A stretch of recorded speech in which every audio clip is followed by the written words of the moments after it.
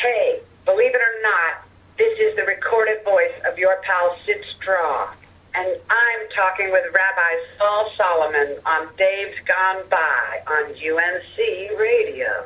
Oh, my friends, welcome to the Daverhood on this Saturday morning. You know, with my teeth, with my jaw, with my problems, I can barely drink anything these days without a straw. But on this particular episode of the Dave's Gone By radio program of the air, I am thrilled to have a very special straw, a talented straw, a Syd Straw. She is a singer and a songwriter. She was in the Golden Palominos for a couple of albums and has worked with all these people that you have heard of that we'll ask her about. Plus, she has a couple of solo albums out, just a couple. Not sure why she doesn't have more. We'll ask her about that too. She's been an actress, she's been a backup singer, and she is a solo artist still. As a matter of fact, tonight, this Saturday night, she is at Joe's Pub on Lafayette Street in New York at 7 p.m. Please go see her. Syd Straw has said in an interview a few years ago, quote, "I know that my appeal is kind of wide, but limited.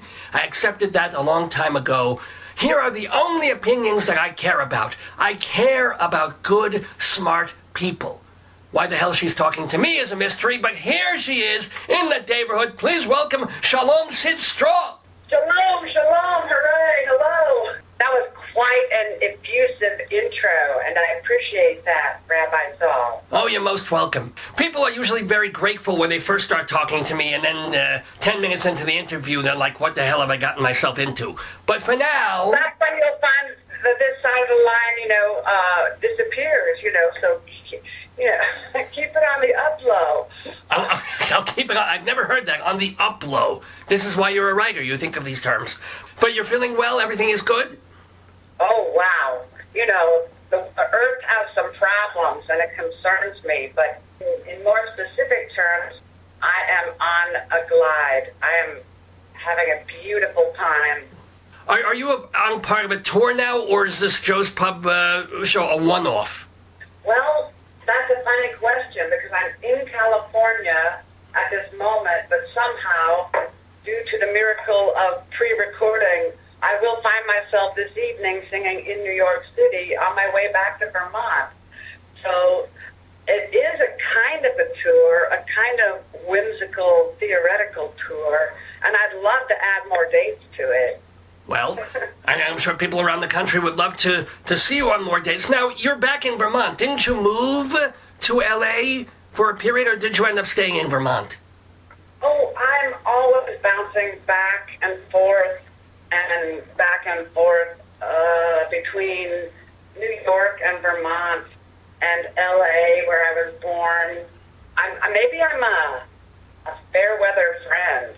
My friends imported me to L.A. and extricated me from the fierce winter that we all had, and I've been out here working ever since. Since the end of February, I have been just re-involving myself with important people and creative aspects. Well, see, that's one of the things I want to ask about. I mean, if people judge you just by the fact that you have 3 albums out, half a decade apart, they're going to wonder, when you say you're working, where, what, doing what? Is it voiceover work for cartoons, or what are you doing? Wouldn't that be great? I'm so ready to be a cartoon voice. I feel like I'm overqualified for that. Okay. I am always working, whether it's... Perhaps I'm too private about it. I'm always working, but whether I find outlets to get it out of my living room and into the world, this is a challenge. But this is the challenge I'm taking up, because I am not unaware that I could be far more prolific and that I'm expensive and hard to find. Expensive and hard to find. So that sounds like a Torah. No, but let me ask you, like the past since February, let's say, what have you been doing that people could either turn on TV and watch, or turn on a record player, or what?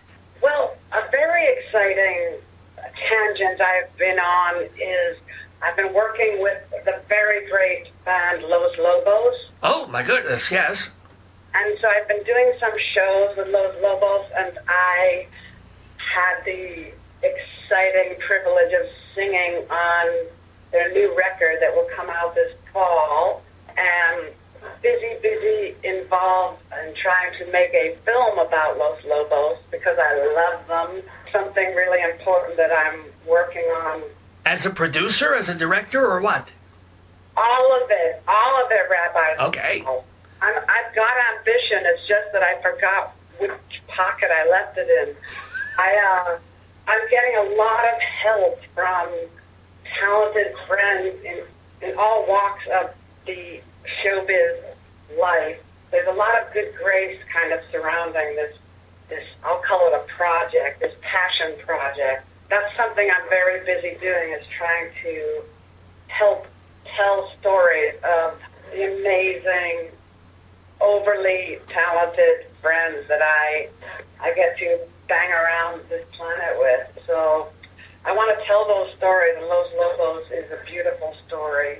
Well, let me ask you, I mean, that's the one thing that from the very beginnings of your career, you never seem to have problems meeting up with and creatively joining people that we go like, oh my God, Matthew Sweet, Richard Thompson, Michael Stipe, just like magic, they're magnetized to you. How does that happen? I hope that they're magnetized to me. I haven't seen those people in a while. All right. Well, early on, in other words, meeting people when you were back in the early 1980s. How did you suddenly hook up with the Golden Palominos? Oh, that's a good story. Well, tell it. I went to a club on Bleecker Street in New York City called Bitter End. Oh, yes, still there. And so are we, oddly enough. Oddly enough, yes.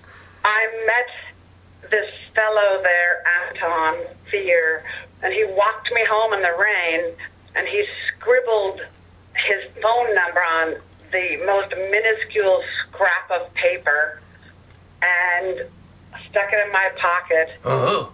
And actually, I believe there might have been some liquor involved, and I think he proposed. Well, was it your back pocket, perhaps? I'm looking to get married, but maybe we could do some music together.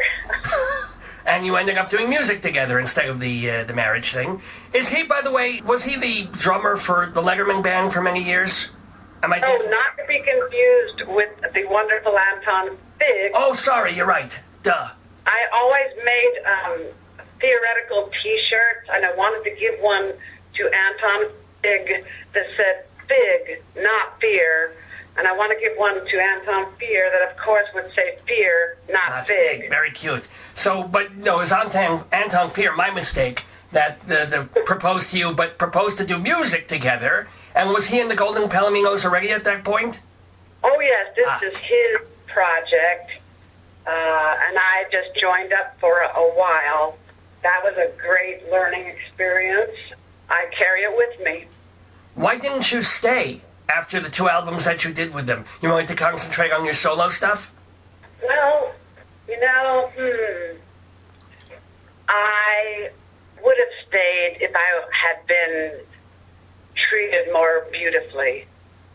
Okay. I wanted to go do other things on my own terms. I guess I wanted to be in charge of my destiny, so that's why I left.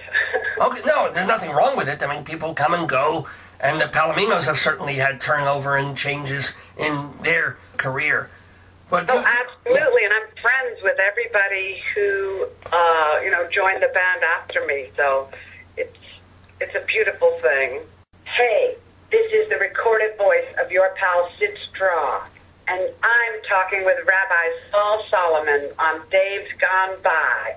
Now, in releasing your first solo album back in 1989, Surprise, was it a surprise to you that you became a songwriter as opposed to a backup singer or a cover person of other people's songs? I like that question because I'm still surprised and gloriously happy to even consider myself a songwriter because I admire the deep songwriters so much. But I almost don't want to think of myself in the same sentence. But my songs, they demand a better mother. So I am trying to be one and get them out of the house and I think it's a very surprising thing to be a songwriter, because how do you tell the difference, for instance, between when is a song a poem, when is a poem a song, when is a sonnet a mash note? I think it's all perfectly wonderful, so I'm happy to call myself a songwriter, but I don't march down the street proclaiming it that often. Well, what was the first song you wrote as a grown-up? Let's see. That would have been... there were songs from my extreme pop-punk youth, but I would say that the first song that really went somewhere probably was a song called Kind of True. That's from a record on the Golden Palominos.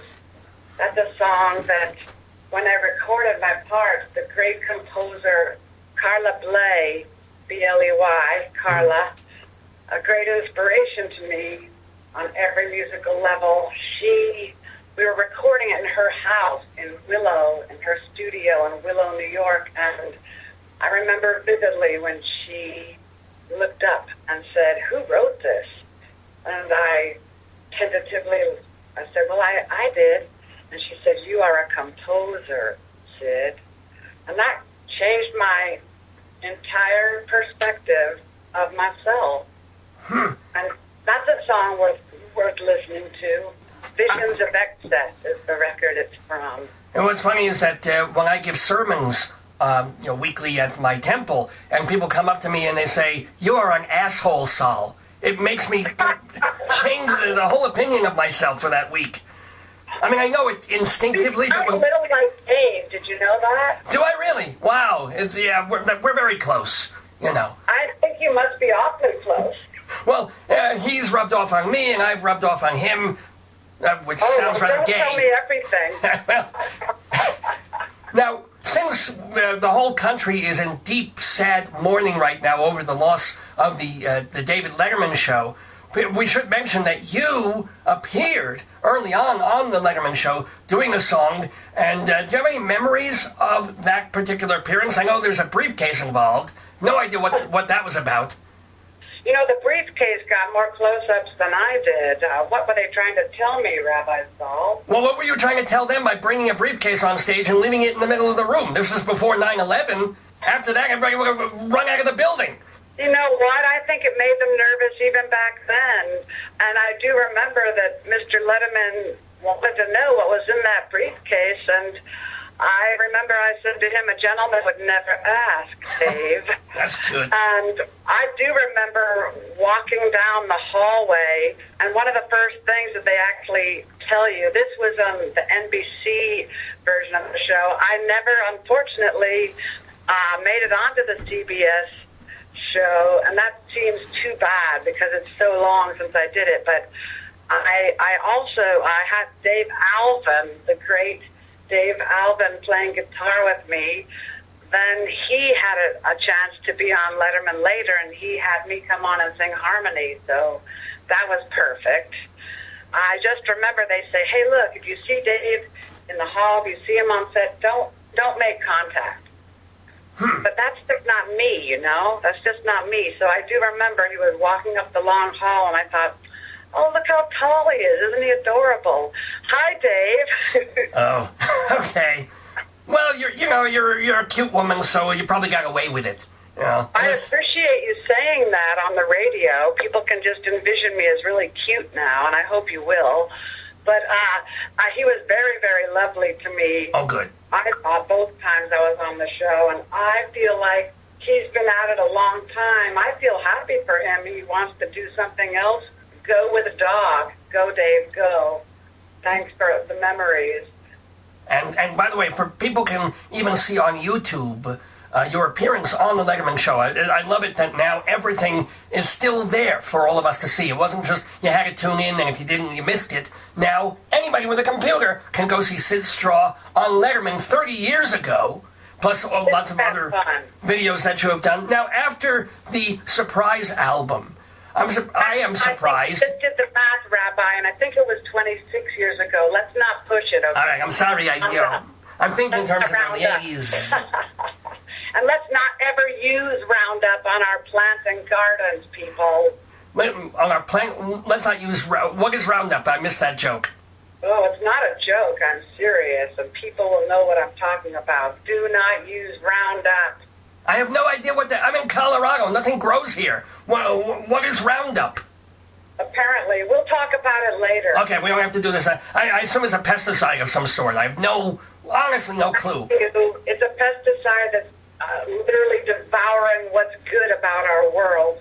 Oh, okay. Haven't heard of it. I'm out of it, you know. That's great. I love that you're an innocent. That makes me think that you probably have weeds in your garden. Well, I'm in Colorado. We have a very particular kind of weed in our garden these days. Now, don't you know? Now, actually, you have a story about My that. next job in Colorado, speaking of such things. Yeah. How about a house concert at your temple? At my temple? Wow. Would you play just for food? Because my parishioners have no money whatsoever. But if you like kosher food... Very, very, very, very good food. Well, it's kosher food. So, it's not that good. Fattening, certainly. It'll raise your cholesterol rates if you need those to go up. Well, we can make that happen. It's a plan. It's a plan. It's a deal. Syd Straw coming to Colorado. But you know what? Don't wait until she comes to Colorado. She's at Joe's Pub tonight in Manhattan on 425 Lafayette Street, right across the street, or right part of the Public Theater, I should say. 7 o'clock tonight. There's a band opening for you. What are their names? The Will something? Oh, it's Winter Pills. Winter They're my Pills. darling friends from Northampton, Massachusetts, and they're amazing.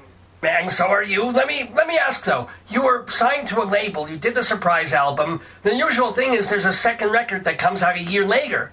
Why not? Usual class people take. That sounds really. I guess I'm atypical. Yes. Because what happens is I wander off and get interested in a lot of other things. Then I remember the short attention span of most humans, including myself, and then I wander back and try to put something else out. It horrifies and astonishes me how many years elapsed between my records. I'm really hoping to do something about that while I can. Well, I'm surprised also because usually when you sign a contract with a label, it's usually a 3-record deal. And your next record didn't come out till 7 years later on another label. Were you just a 1-record contract originally for Surprise? No, that's such a complicated question to answer. All I can really say is that the record business, they've got to look at their bottom line. And you've got to sell millions and millions and millions of records for them to keep their interest peaked. And you know, I've just never been a household name. This is fine. But I would like to be more popular, but I think it has something to do with just the bottom line. And they would have had to spend so much money to keep me on. And I believe, you know what? It's funny that in my memory, they dropped Bob Mould and RBQ and me on the very same sad day. And they did it because they needed to give $80 million to Janet Jackson. Couldn't you give her $79 million and keep me and Bob Mould and NRBQ? Come on. Well, Bob Mould releases an album almost every year, so he's pretty prolific no matter what. He's incredible. You took a few more years to do your next album, which was called War and Peace, which has my favorite song of yours on it, called CBGBs. Can you tell us about that, the creation of that song? Thank you. I'm so pleased that you are aware of that song. That song really has good legs. That song gets around. It has a nice ass, too, by the way. but weak knees. Unfortunately, yes. No, but was it based on a thing, or what made you want to write about that era, which I guess had already passed by the time you wrote the song? It's true. I haven't played there in many years by the time I wrote that song, but it was a kind of a reverie. So I used to spend quite a bit of time in that taste of a club where rock music never sounded better anywhere else. And when I heard that they were closing, it was already years ago, I got in touch with Hilly, who who's now dearly departed, who ran the club, and I said I'd like to come back. And so I got to play at CBGB's in the last week or so of its existence. And wow. That was really a wonderful, wonderful way to complete that circle. I loved that club, and I loved the bands, and I loved, that was my college. I didn't really go to college, Rabbi Sol. I went to CBGB. It's funny, I would see you more as a bottom line kind of person. Were you that punky? There, and I missed that club so much. I never had a bad time at the bottom line. I've never been, but Dave used to go to he never went to CBGB's. He was always terrified, the host of this show. Terrified of the bathroom there, terrified of, he always thought it was going to be like the Waco, Texas biker bars. So he stayed away from that, but he went to Bottom Line quite a few times. And that club he kind of misses, I have to say. Oh, yeah. Well, these are clubs where a lot of greatness happened. I'm so lucky. I first played the Bottom Line with Van Dyke Parks on April 4th and 5th, 1984. Wow. And I remember it because it was such a beautiful, formative experience for me. In what way? How come? Because Van Dyke is a damn genius, or as... yeah? I'm getting sad because he just had these big shows in L.A. and I was able to go to one, and he was calling them his farewell shows. Oh. And I love him so much. And just yesterday in Highland Park, California, I ran into his wonderful son, Richard Parks, on the street, and we're just still involved in this figure eight of love. And do you have any memories or Van Dyke Park stories or anecdotes about him being brilliant or funny or unusual? The image I would put in your radio mind is when I met him years ago, he threw open his front door and he said, "Straw, come on in." And I came in and I never really left. Oh, that's sweet. And then was he wearing that Southern gentleman kind of apparel that we think of him in? Well, you should see him in his seersucker suit changing a flat tire. There's an image. There's an image, and I am the witness to that. It was the most courtly tire changing imaginable in his little blue and white seersucker suit with bow tie, adorable. Oh, and speaking of people that you have sung with and worked with and dealt with, even before the Van Dyke Parks and the Palominos, you sang back up for Pat Benatar. Do you have any Pat Benatar stories? Well, I have a current Pat Benatar story. Well, she's touring with Neil Giraldo still. She's doing a whole big thing, too, yeah. I recently wrote a letter to Neil, just a little hello over the years. I'm in California. I would love to see you and Pat, and I would love to tell my story of singing backup years ago while Pat, I watched her from my microphone while she became a superstar. So Neil wrote back to me very graciously and said we would love to be a part of telling that story. And he's just the best, and she's a phenomenon, and I'm hoping to see them really soon for the first time in many years.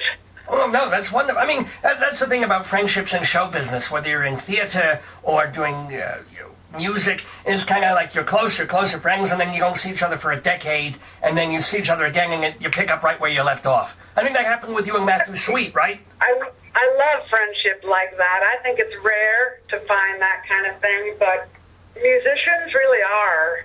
If I have to name a species, musicians are my favorite species, I mean, other than dogs. And I love my long-term and short-term and forever associations as I wander around the musical world. I can't even believe my good fortune sometimes and the people that I meet and work with. Uh-huh. It's a huge, big deal for my heart.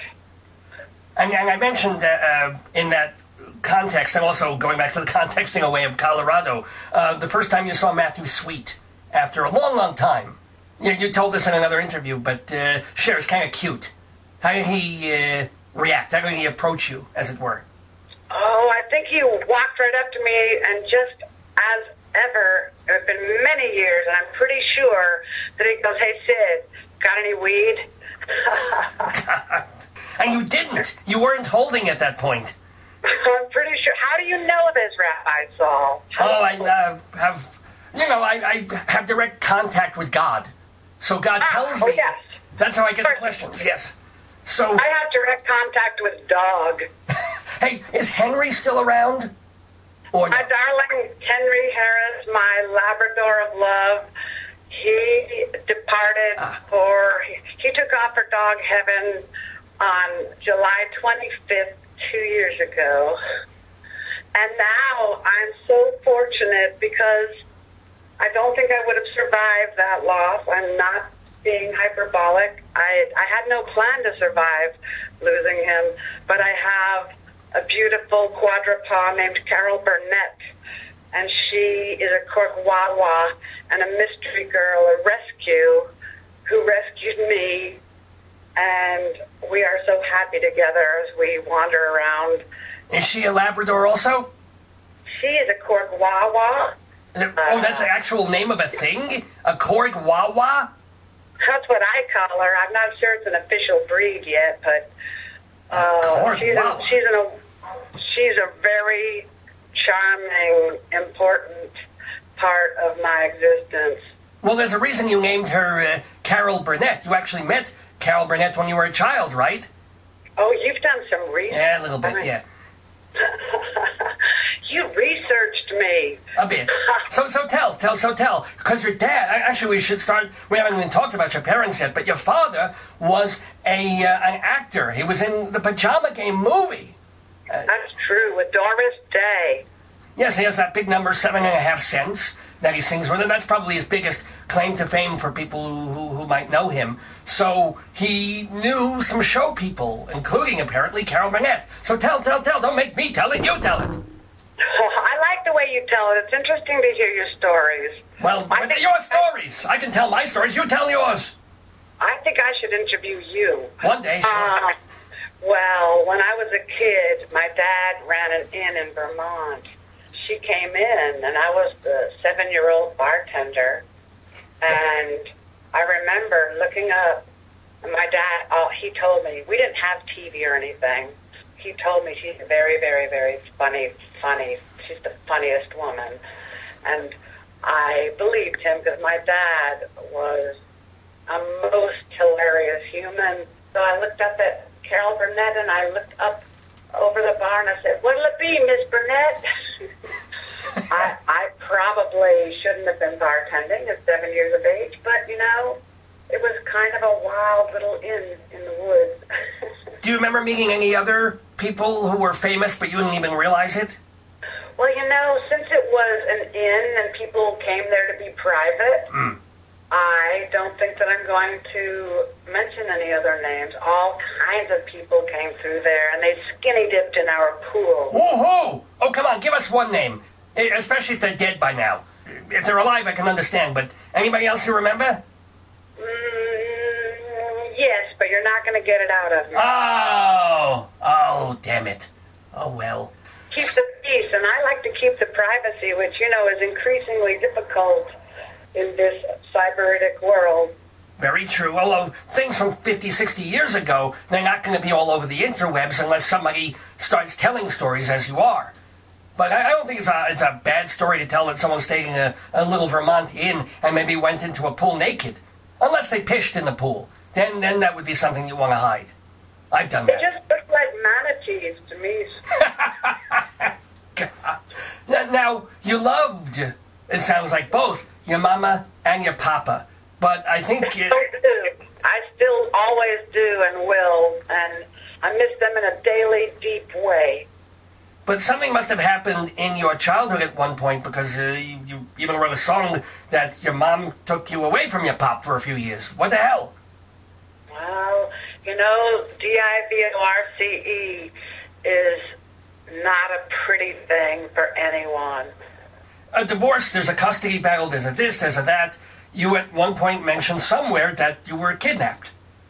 Yes, it's true, on Valentine's Day. Why was that necessitated? Oh, I don't think I can really go there in this interview with you. Okay. All right. I mean, we do the up stuff and the down stuff. We go all over the place. I like it, I like, deep and wide. It's fine by me. It's just that I feel that I need to percolate with those stories a little bit. And so... Okay, I mean, it's affecting you still. They loved each other, but they couldn't make it work. And my brother and my sister and I sort of bandied about the country while I think they tried to figure out ways to be single parents. I love them all. I'm not in touch with my sister or my brother, but I love them all, and we're all raising ourselves now, as we must. Well, see, life is short. Why are you not in touch with your own siblings? Well, ask them. Call up and interview them. Oh, well, all right, if they're doing interesting I'd like to hear their answer, because I keep trying. Okay. All right. No, that's sad. I mean, it's one thing to have that stuff when we were 50 years ago, whatever it was. Sorry, 40. I don't want to age you, etc., and so forth. But life's short not to know your own siblings. That's all I'm saying. And you feel that way too. I agree, and I think it's probably very too complicated for radio waves. But Sure. You know what, Rabbi Sol? I do send my love out to them, and I hope that it finds them. And we are all,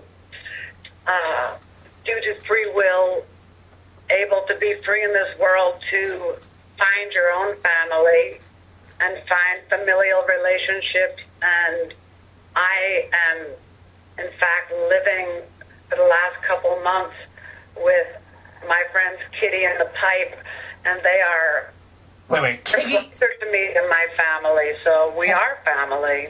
Kitty and the Pipe? What? In the Pipe. I missed that. Kitty and Pipe, because he is the Alaskan pipeline of rock. So I call him Pipe. Okay. And who's Kitty? That's not your new your Wawa, is it? His lovely wife. Oh. And she's a genius travel agent, and she's the reason that Carol Burnett and I are flying from L.A. to New York first class tomorrow. Whoa. Thank you very much, Kitty. First class. Very nice indeed. Posh. I like it posh, and it doesn't always happen that way, you get me? Oh, believe me, I don't even write coach. I heighten the tailpipe. I can't afford anything. I just hope the propeller doesn't cut my head off one time. I'm lucky so far. I'm with you. You better be careful. Well, I fly Frontier sometimes, so there's a lot of other passengers who are there with me, because that's what Frontier basically does to you these days. But let me ask you, though. You're living with your friends, and you've been peripatetic in your living situations. You've never been... Fancy word. Thanks for whipping that out. I know. Yeah, that's also part of my research. I like to impress my guests, to make them think I know something. But it took me a half hour just to be able to pronounce peripatetic. I worked on it just for you. But look it up, kid. It means I get around. That's right. You do. And I'm wondering, though, you've never been married. You dated, obviously. You've written songs about it. That's untrue. Your research is faulty, Rabbi. Oh, you were married. I was married for a while. It ended in tragedy. Oh, well, enough about me. I didn't realize that. I'm sorry. I didn't. That Wiki wasn't up on that part. It's not something I brag about on account of it didn't last very long. But you know what did last long? What? Is my friendship with the only man who was ever bold enough to put a ring on my finger. And he and his far superior current wife are dear friends of mine. What is it like to stay friends with someone that you were married with? Because a lot of people can't do that. They walk away, and there's so much bitterness and stuff. How do you manage to say, hey, look, it wasn't meant to be 24/7 with us, but let's do dinner, and I love your new wife, and blah, blah, blah. I really love them, and I don't get to see them nearly as often as I would like to, but I think that everyone can wriggle out of situations without torching the time you had together. I see no reason why all of it must turn to ash. I like to remember what was good and magnify that so that I'm not consumed with bitterness. That's wonderful. That's the best way to be, if possible. How has your dating life gone since then, though? Have there been any other near candidates? Anyone? Do you see yourself ever getting married in the future? I would, if I fell deeply in love, and that person wants to marry me, and I want to marry them, I would love to be married to someone I loved immensely. What about someone you just kind of tolerated? I keep that door open in my mind. Okay. So I remain cautiously optimistic. Ooh! But do you date mostly musicians, or do you go further afield, or what? It's funny that you asked this, and I don't really think I should talk about this, but I did have a very lovely date only last night. Ooh! With a star tennis player. A star tennis, still on the circuit, or from, a previous star tennis player? You don't have to mention names. I think he's doing other things now. Okay. He's a gorgeous tennis star, and he's gorgeous on the inside. His brain functions very much like a fast game of tennis. His return is pointed, direct, and immediate. Whoa! Whoa, so do you think there's a second date pending, happening? I sure hope so. Well, you go. But again, how do you do this? How do you meet these people? Not just an accountant, not just a thing, but you're singing with this person, you're singing with that person, and they're all famous. How do you do it? Oh, gosh. I mean, maybe it has something to do with the fact that I don't really care that much about fame, and I care who a person is and not really how famous they are. I care what they are and not how well known they are, and I have respect for privacy, and I think you've got to always have that. Consequently, I think the people I work with and get to spend any time with, I'm a good private person, so they can be at ease with me, and I think this is key to the way I perambulate around this world. I think respect is the key. I don't know, but I think that I am kind of a lucky magnet for talent, and I'm a fool for beauty, and something really good usually happens when I get out of the house. Huh. Something really good is going to be happening when Syd Straw comes out of her house, flies over first class to New York to be on stage tonight at Joe's Pub on Lafayette Street in New York. Tickets are ridiculously cheap considering the entertainment that you're going to get tonight. And when you do perform, you're kind of known for these, for shows where you don't have this set list in front of you on a piece of paper typed out. I'm doing this song, and I'll banter a little bit, then this song, and this song. You keep it much looser than that. Why? Sometimes probably to my own detriment. I like the show to reveal itself at the point of purchase. I like a show to have a life of its own and kind of just be the conduit for whatever seems necessary or pertinent or impertinent at the time.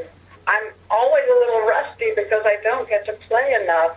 I just don't want to have to know what I'm doing fully in advance. It's not bad to have a roadmap, and this only works sometimes for me. I don't recommend it. I think it's probably a good idea to know what you're doing, but I sort of enjoy the process of finding out what I'm doing. Well, are there one or two songs that you feel the audience expects you to do, or do you really have a tabula rasa when you begin a concert? I feel like I am a tabula rasa that walks like a woman. Wow. There's an image. Okay. And I will honor requests if I know how to play them. Fair enough. I am very happy when people turn up and they want to hear something and I can deliver that, but it isn't always possible. There's lots of songs that I've recorded that I never did play guitar on, and I'm really quite very basic rhythm guitarist. I don't even know bar chords, Rabbi. Oh, my God. I'm lazy and basic, so I would play anything if it seems worthwhile. D, G, B, A chords or E chords, then you're in good shape. Anything with a minor in it, you're screwed. Well, no, E minor is not too bad. You can probably do that one. That's really true. That's probably the only minor I know. I might know E and A minor. A minor, yeah, A minor isn't bad. I have very stubby little fingers, so it's tough for me. I'm here to learn. I can get better. I'm at it. I'm working. Well, that's the whole point. You are working. And by the way, we were talking about marriage before and dating and stuff. Well, you do marriages. You are an ordained minister of a kind. How many marriages have you officiated? Have you done any brisses, any funerals? This is such a great... I would love to do a bris. I mean, I can't look. I won't watch. No, hell no. I do them and I can't watch. To the living room to say hello to Kitty. No, you don't want to say hello? Just say... Here was the question, Kitty. He just asked me. Apparently you officiate at weddings. And I've already told him I've been living here since the end of February with you and the pipe. I'm looking at a picture Rabbi Sol taken at their wedding, and I did officiate at their wedding. And then I jumped up with the awesome, awesome wedding band, including the groom, the pipe, and played Highway to Hell. I am available for weddings. Call me. Highway to there's the first dance number, or the father-daughter dance. To do Highway to Hell. I'm into, again, family is very important. Kitty just hollered as I was walking back into the kitchen, we're still married, so apparently I do good work. That was fun. You just came into the living room for an excursion with me. Oh, that was pleasant. I needed to walk. I needed to stretch my legs there. But I want to stay on the wedding topic because there's a great story of the very first wedding that you ever officiated between two writers. One of them rather a prickly person, apparently. Can you tell that story? Beautiful, beautiful prickly pear. She's really one of the sweetest little brownie scouts around. Well, you make her sound kind of mean. No, I'm just magnifying the ridiculousness of the story. Well, tell. Oh, no. Well, I didn't officiate at that wedding, but I was asked to sing at a wedding of my dear friends, Mary Gateskill and Peter Trachtenberg, and it was 4 days after 9/11. And I did write a lovely song at 90 miles an hour on the way to the wedding, which ended up being a song on War and Peace. No, it's on Pink Velour.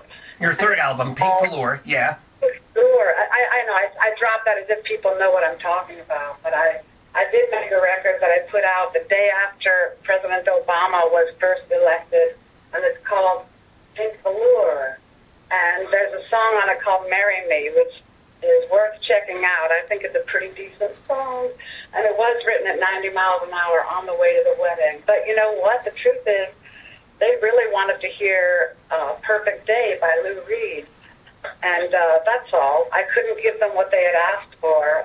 She was apparently glaring at you from the dais. She said, look, it's nice that you wrote a song for us. It's all right, but we asked for Lou Reed. She was ticked off at you. Well, you know what? Lou Reed didn't show up at their wedding, did he? But I did, with my pithy little tune. Good for you.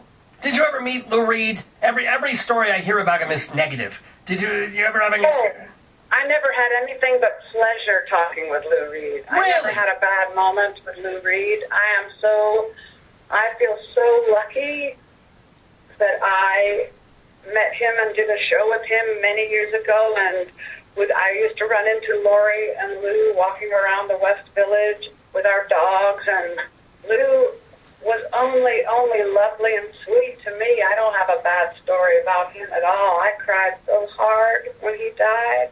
Oh. I okay. love Lou Reed.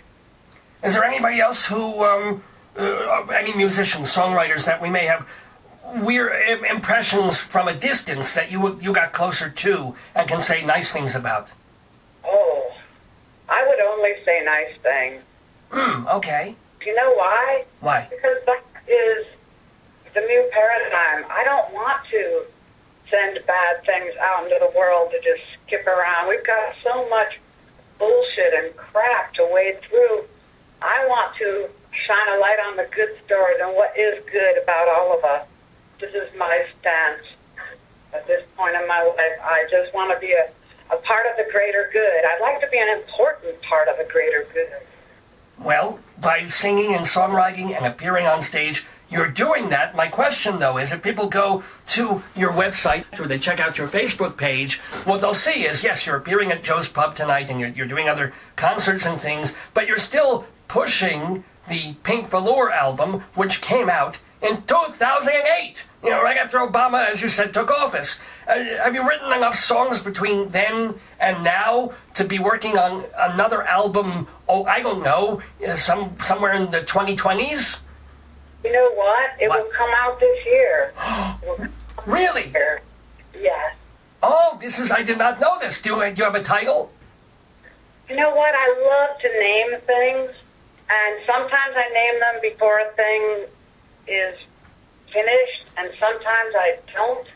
This is quite a mystery. It's really an important step forward for me, and I don't know what to call it yet, and I think I might have to see the baby's face to know what it's named. Well, have you written all the songs for it, half of them? You can do any covers? All of that. I've written half and all of them and covers.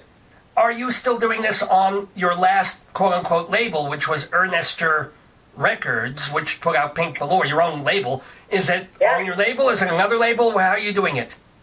In the do-it-yourself universe, I think it behooves one to have your own label if you want to. Mm-hmm. I, of course, wouldn't shy away from, a lucrative offer from a more established label. My label I run out of my cerebellum, and I try to wear all the hats, and it's not the easiest thing, but I'm learning a lot more about how much help I have actually had along the way.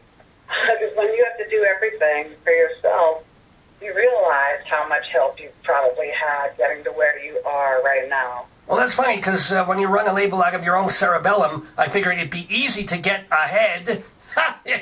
Sorry about that. Rabbi Sol! I'm sorry. You're incorrigible. I am, and so stop encouraging me. But, did you do are you one of the, so many musicians now, did you do a Kickstarter or an Indiegogo thing to get the new album off the ground? I'm thinking of going to some crowdsourcing. I'm really wanting to see if people could help me find the light of day, so I'm getting some help with that as we speak, coming up with a crowdfunding idea. I don't want to ask too much from anyone, but I do need help. I need actual support and belief and enthusiasm. So I'm going to ask. I never have asked, but I'm going to. Also, I feel like I know a lot of broke people. A lot of my people are really hurting. And I don't want to ask them for anything except undying love. Well, we all want to be loved. By the way, do you, sort of none of my business, but it isn't. It's a political thing. With Obamacare, did that make a difference in your life? Did you can at least count on health insurance, or was that never an issue for you? You know what's terrible is I haven't signed up for anything. I haven't wanted to need any help, and this is a really irrational ideology, but I just thought, I'm just going to be well. This is my plan. I'm not going to need any help. That's a bad plan. And I also thought I'd let them work out the kinks, and then I'd sign up. So it's one of those things I know I need to do, and I'm going to get help with it because I don't think I'm good at such organizational things. It's probably easier than I imagined. I'm not even sure why I'm delayed, but I've never wanted to be a burden to any system. I really try to, dance around in the margins and be independent, but I do. As a woman in my 50s, I'm increasingly aware that I need some kind of help sometimes. So please. I'm going to ask for it. I'm going to ask for it. Good for you. I mean, as a woman in my 50s, I'm always asking for help, let me tell you. Well, I'm so happy that you have helped us enjoy this past hour of talk and music. One more time, I'm going to remind everybody, please, to go to SydStraw.net. And remember, it's Syd, S-Y-D, like Sydney, SydStraw.net. And of course, run, go, call all your friends, go down to Joe's Pub to see her tonight at 7 o'clock in New York, doing a concert, and hopefully many more, and hopefully you will come to my temple here in, well, actually, my real temple's in Great Neck, New York. I'm just slumming here in Colorado with my friend Dave, but that's where my main temple is. I would be happy to come wherever the temple is. Oh, that's, you say that now. Yeah, you know, our first temple was working out of a gas station. It was not pleasant. But I would be really happy to come play the gas station. That sounds fun. Well, you know what? I would then say tanks to you. Get it? Gas tank? I'm sorry. Thanks a lot. Thanks for the memories. There you go. More memories, old and new, from Syd Straw. I thank you so much for joining us in the neighborhood today. Best of luck in your career, in your life, in everything. Oh, and I really hope that tennis player calls back. You know what? I'll keep you posted, okay? But if he hears about this interview, he might shy away. Oh, he'll definitely will. But you know what? Thanks for the wonderful time and the good questions and the hilarity. And, you know, you told me we would speak for half an hour, and somehow it's an hour later. I should have made a second cup of coffee. But I will do that now and graciously thank you again for helping me keep my work afloat and out there in the cosmos. I appreciate it. Well, we appreciate your being here and sharing with us, and I wish you, again, peace, health, and shalom. Thank you so much, Rabbi Sol Solomon. Bye-bye now.